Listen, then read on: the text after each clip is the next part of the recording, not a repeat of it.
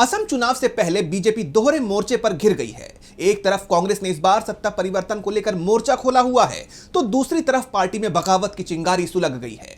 Party की नई list और हालिया फैसलों ने नेताओं को बगावत के लिए मजबूर कर दिया है और माना जा रहा है कि यह सिलसिला फिलहाल थमने वाला नहीं है। तो कैसे चुनाव से पहले असम बीजेपी को दिखने लगी है हार, जानेंगे इस रिपोर्ट में। असम विधानसभा चुनाव का बिगुल बजते ही बीजेपी के अंदर भगदड़ मच गई है।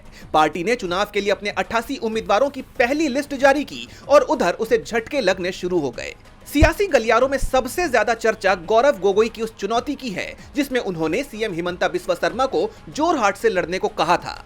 उम्मीद थी कि हिमंता इस चुनौती को स्वीकार करेंगे, लेकिन लिस्ट आते ही तस्वीर बदल गई। हिमंता अपनी परंपरागत सीट जालुकबारी से चुनाव लड़ रहे हैं, जिसको लेकर विपक्ष अब तंज कस रहा है कि सीएम अपनी हार के डर से सेफ सीट की तरफ भाग खड़े हुए हैं।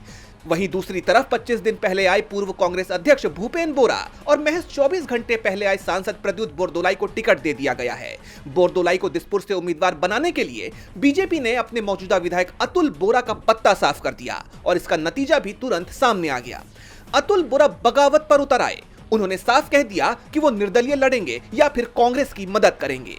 इसके साथ ही ढोलई से विधायक निहर रंजन दास ने पार्टी छोड़ दी है। दिग्गज नेता शांतनु भराली ने न्यू गुवाहाटी से निर्दलीय ताल ठोकी है।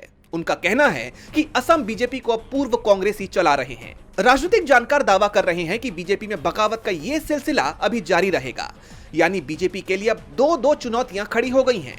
एक तरफ कांग्रेस और दूसरी तरफ अपनी ही पार्टी के अंदर मची ये खींचतान। पुराने कार्यकर्ताओं का गुस्सा और दल बदलुओं को तरजीह देना पार्टी के गणित को बिगाड़ सकता है।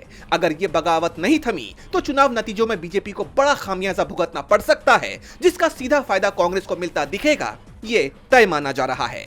डीबी लाइव की रिपोर्ट।